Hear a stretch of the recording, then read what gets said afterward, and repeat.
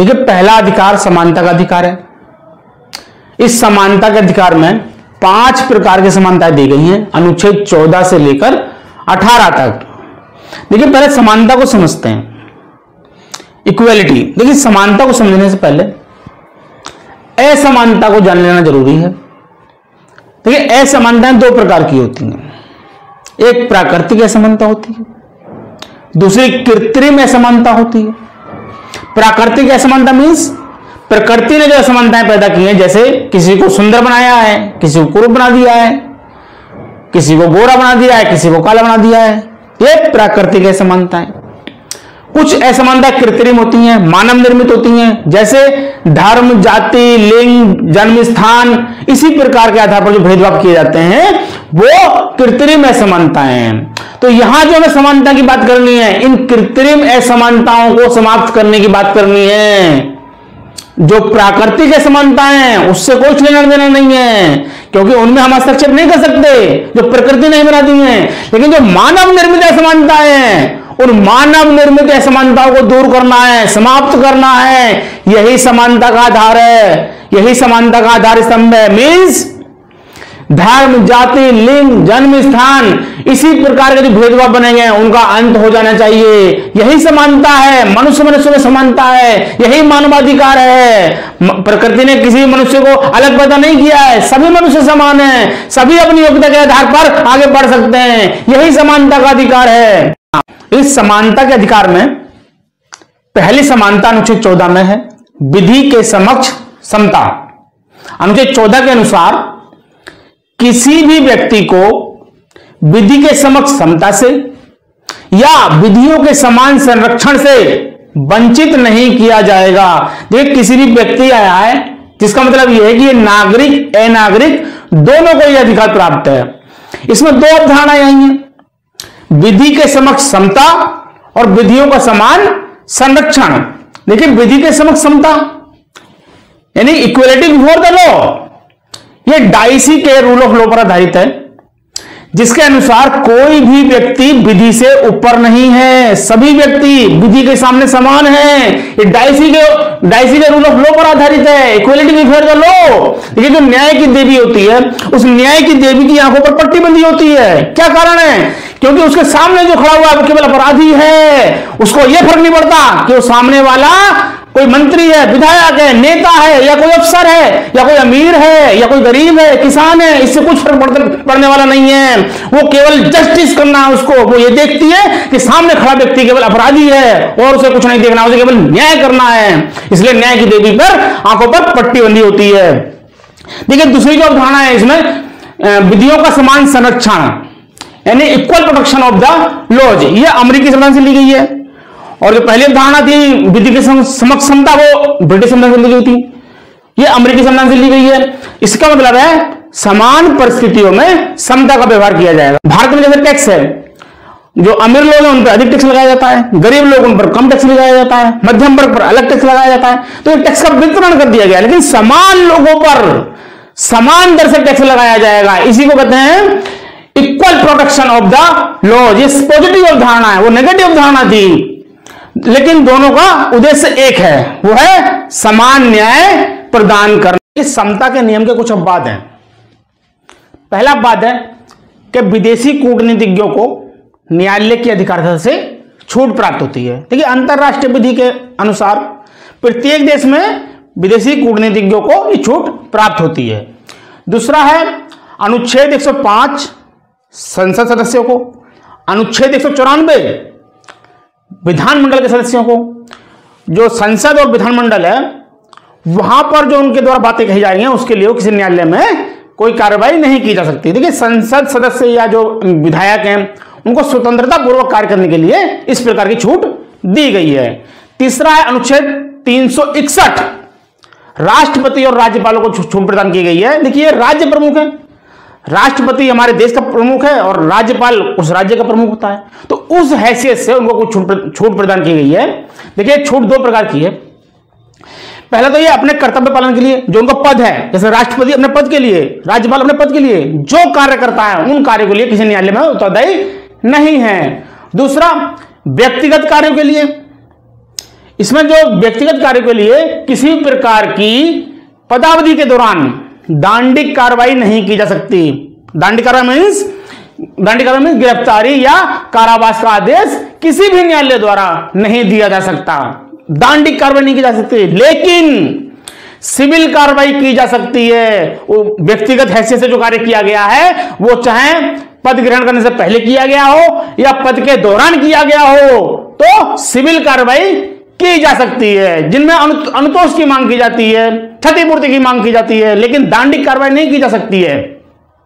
इसमें यह देखिए जो दांडिक कार्रवाई है पदावधि के दौरान नहीं की जा सकती, लेकिन पदावधि खत्म हो जाती है तो उसके पश्चात दांडिक कार्रवाई की जा सकती है। समानता के अधिकार के अंतर्गत दूसरी समानता अनुच्छेद 15 में है। अनुच्छेद 15 क्या कहता है कि धर्म, मूलवंश, जाति, लिंग या जन्म स्थान के आधार पर विभेद का प्रतिषेध किया जाता है। देखिए अनुच्छेद 15 केवल नागरिकों को प्राप्त है, विदेशियों को प्राप्त नहीं है। अनुच्छेद 15 खंड 1 क्या कहता है कि राज्य किसी नागरिक के विरुद्ध केवल धर्म, मूलवंश, जाति, लिंग, जन्म स्थान या इनमें से किसी के आधार पर विभेद नहीं करेगा। देखिए यहां पर केवल शब्द आया है तो ध्यान देने योग्य है। केवल शब्द का मतलब है यदि विभेद जो आधार दिए गए इनके अतिरिक्त किसी आधार पर विभेद किया जाता है तो 15(1) का संरक्षण नहीं मिलेगा। इसे एग्जाम्पल से समझते हैं। यदि विभेद निवास स्थान के आधार पर किया जाता है तो उसे 15(1) का संरक्षण नहीं मिलेगा, क्योंकि 15(1) में जो आधार दिए गए उसमें निवास स्थान नहीं है। 2 क्या कहता है कि जो 15(1) में जो आधार दिए गए उनके आधार पर कोई भी नागरिक दुकानों, सार्वजनिक भोजनालयों, होटलों, सार्वजनिक मनोरंजन के स्थानों में प्रवेश से किसी निर्योग्यता या शर्त के अधीन नहीं होगा, या कुओं, तालाबों, स्नान घाटों, सड़कों और सार्वजनिक समागम के स्थानों के उपयोग से किसी निर्योग्यता या शर्त के अधीन नहीं होगा। इस सार्वजनिक स्थानों का जो उपयोग है वो प्राइवेट व्यक्ति के विरुद्ध भी संरक्षण प्रदान करता है, लेकिन इसमें 2 शर्तें हैं। पहली क्या है, ऐसे स्थान पूर्णतः या भागतः राज्य निधि से पोषित होने चाहिए या ऐसे स्थान साधारण जनता के प्रयोग के लिए समर्पित होने चाहिए। 15(2) का मुख्य उद्देश्य समाज में व्याप्त कुरीतियों को समाप्त करना है। इसी कारण से अनुच्छेद 15 को सामाजिक समानता का मूल अधिकार कहते हैं। 15 का खंड 3 क्या कहता है कि राज्य स्त्रियों और बालकों के लिए विशेष प्रावधान कर सकता है। देखिए स्त्रियों और बालकों की स्वाभाविक प्रकृति ही ऐसी होती है कि उन्हें विशेष संरक्षण की आवश्यकता होती है। इसीलिए खंड 3 में प्रावधान किया गया है कि राज्य के द्वारा स्त्रियों के लिए और बालकों के लिए विशेष प्रावधान किए जा सकते हैं। जैसे राज्य बालकों के लिए निःशुल्क शिक्षा की व्यवस्था करता है, या स्त्रियों के लिए प्रसूति अवकाश दिया जाता है, या स्त्रियों और लड़कियों के लिए अलग स्कूल खोले जाते हैं, अलग शिक्षण संस्थाएं खोल दी जाती हैं। तो राज्य स्त्रियों और बालकों के लिए विशेष प्रावधान कर सकता है। देखिए अनुच्छेद 15 में खंड 4, खंड 5 और खंड 6 ये 3 खंड बाद में जोड़े गए हैं। खंड 4 प्रथम संशोधन द्वारा जोड़ा गया है, खंड 5 93वें संशोधन द्वारा जोड़ा गया है और खंड 6 103वें संशोधन द्वारा जोड़ा गया है। खंड 4 की बात करते हैं। देखिए खंड 4 को मद्रास राज्य बनाम चंपकम दोराई राजन के मामले में सुप्रीम कोर्ट द्वारा जो निर्णय दिया गया था, निर्णय के प्रभाव को समाप्त करने के लिए खंड 4 जोड़ा गया है। खंड 4 क्या कहता है कि राज्य सामाजिक और शैक्षणिक दृष्टि से पिछड़े हुए नागरिकों या अनुसूचित जातियों, जनजातियों के लिए विशेष प्रावधान कर सकता है। सामाजिक और शैक्षणिक दृष्टि से पिछड़ा वर्ग कौन है इसका निर्धारण राज्य कर सकता है, लेकिन न्यायालय न्यायिक पुनर्विलोकन कर सकता है। खंड 5 क्या कहता है कि राज्य सरकारी या गैर सरकारी शिक्षण संस्थाओं में प्रवेश के लिए आरक्षण का प्रावधान कर सकता है, लेकिन इस प्रकार का प्रावधान अनुच्छेद 30 में वर्णित अल्पसंख्यक शिक्षण संस्थाओं को छोड़कर किया जाएगा। खंड 6 की बात करते हैं कि राज्य आर्थिक रूप से पिछड़े वर्गों के लिए विशेष प्रावधान कर सकता है और सरकारी गैर सरकारी शिक्षण संस्थाओं में प्रवेश के लिए आरक्षण की व्यवस्था कर सकता है, लेकिन इस प्रकार का आरक्षण 10% से अधिक नहीं होना चाहिए। समानता के अधिकार में अगली समानता अनुच्छेद 16 में है, जो लोक नियोजन के विषय में अवसर की समता प्रदान करता है। अनुच्छेद 15 की तरह अनुच्छेद 16 भी केवल नागरिकों को प्राप्त है, विदेशी को प्राप्त नहीं है। अनुच्छेद 16 का खंड 1 क्या कहता है कि राज्य के अधीन नियोजन या नियुक्ति से संबंधित विषयों में सभी नागरिकों के लिए अवसर की समता होगी। देखिए, राज्य के अधीन शब्द पर ध्यान दीजिए। राज्य के अधीन नियोजन या नियुक्तियों, राज्य के अधीन आया है, जो ये साबित करता है कि अनुच्छेद 16 का संरक्षण केवल राज्य के अधीन यानी जो सरकारी नौकरी है उनके मामले में प्रदान किया गया है। गैर सरकारी नौकरियों के संबंध में कोई संरक्षण प्रदान नहीं करता है। जैसे संविदा संबंधी जो नौकरियां होती हैं या ठेके पर जो नौकरियां दी जाती हैं, वहां पर यह संरक्षण प्राप्त नहीं होगा क्योंकि वो प्राइवेट नौकरी मानी जाती है। पद की प्रकृति के अनुसार राज्य अर्हताओं का मानदंड निर्धारित कर सकता है। जैसे एग्जाम्पल लेते हैं, एक पुलिस अफसर है, पुलिस अफसर के लिए शारीरिक मानदंड निर्धारित कर सकते हैं। 16 का खंड 2 क्या कहता है कि राज्य के अधीन नियोजन के संबंध में केवल शब्द आया है, धर्म, मूलवंश, जाति, लिंग, जन्म स्थान, उद्भव या निवास के आधार पर कोई विभेद नहीं किया जाएगा। देखिए, केवल शब्द आया है, यानी जो आधार इसमें दिए उनसे भिन्न किसी आधार पर यदि विभेद किया जाता है तो उसे 16 का संरक्षण प्राप्त नहीं होगा। आधार दिए गए अनुच्छेद 16 में, और जो अनुच्छेद 15 में आधार दिए गए थे, तो अनुच्छेद 16 में 2 आधार अलग आ गए हैं, एक्स्ट्रा आ गए हैं। कौन से? उद्भव और निवास, जो अनुच्छेद 15 में नहीं है। इन आधारों का उद्देश्य प्रांतीयतावाद को समाप्त करना है। अनुच्छेद 16 का खंड 3 क्या कहता है कि संसद राज्य या संघ राज्य क्षेत्र के संबंध में नियोजन से संबंधित निवास विषयक अपेक्षा निर्धारित कर सकती है। निवास विषयक अपेक्षा किसी राज्य के संबंध में नियोजन से या किसी संघ राज्य क्षेत्र के संबंध में नियोजन से निवास विषयक अर्हता, निवास विषयक अपेक्षा निर्धारित कर सकती है। कौन? संसद करेगी, राज्य का विधानमंडल नहीं कर सकता है। देखिए, यहां पर राज्य को पावर नहीं दी गई है क्योंकि राज्य इस शक्ति का दुरुपयोग कर सकता है। निवास विषयक अपेक्षा निर्धारित करने की पावर संसद के पास है, राज्य के विधानमंडल के पास नहीं है। अनुच्छेद 16 का खंड 4 क्या कहता है कि राज्य पिछड़े हुए नागरिकों के लिए आरक्षण का प्रावधान कर सकता है। यहां 2 शर्तों पर ध्यान देना होगा।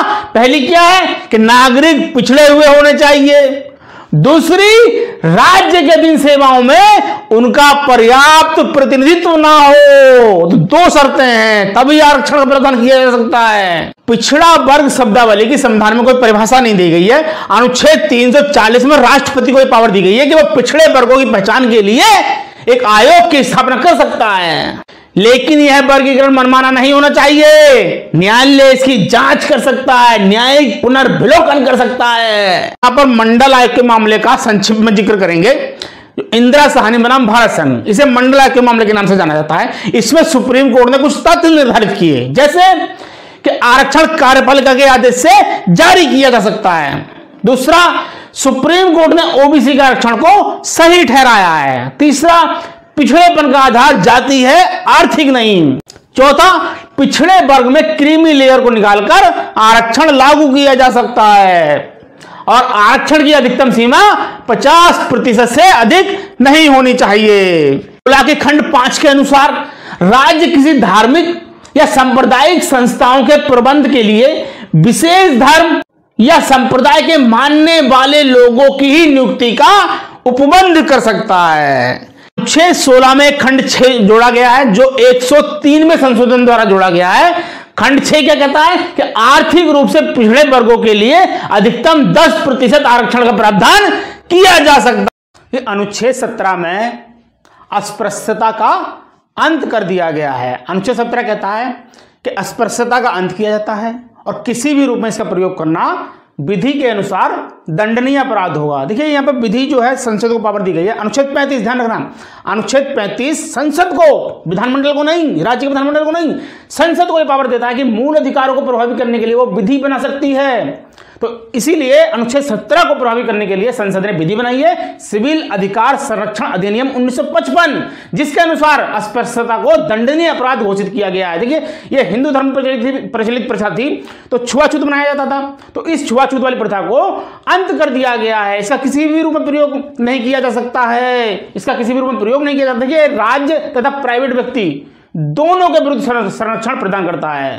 अनुच्छेद 18 में उपाधियों का अंत कर दिया गया है, एबोलिशन ऑफ टाइटल्स, यानी राज्य कोई उपाधि प्रदान नहीं करेगा, लेकिन सेना या विद्या संबंधी, ध्यान रखिएगा, सेना या विद्या संबंधी उपाधि प्रदान की जा सकती हैं। देखिए, भारत का कोई भी नागरिक किसी विदेशी राज्य से कोई उपाधि स्वीकार नहीं करेगा, भारत का नागरिक स्वीकार नहीं करेगा। लेकिन भारत का नागरिक नहीं है, परंतु राज्य के अधीन कोई लाभ या विश्वास का पद धारण करता है, तो वो कोई भी उपाधि राष्ट्रपति की सहमति के बिना स्वीकार नहीं करेगा। इसी प्रकार राज्य के अधीन कोई लाभ या विश्वास का पद धारण करने वाला कोई भी व्यक्ति किसी विदेशी राज्य से कोई भेंट, कोई उपलब्धि राष्ट्रपति की सहमति के बिना स्वीकार नहीं करेगा। देखिए, ये साम्राज्यवादी उपाधियां थीं, साम्राज्यवादी शासन जो था, ब्रिटिश शासन जो था, जैसे सर की उपाधि, तो असमानता का घोतक थी।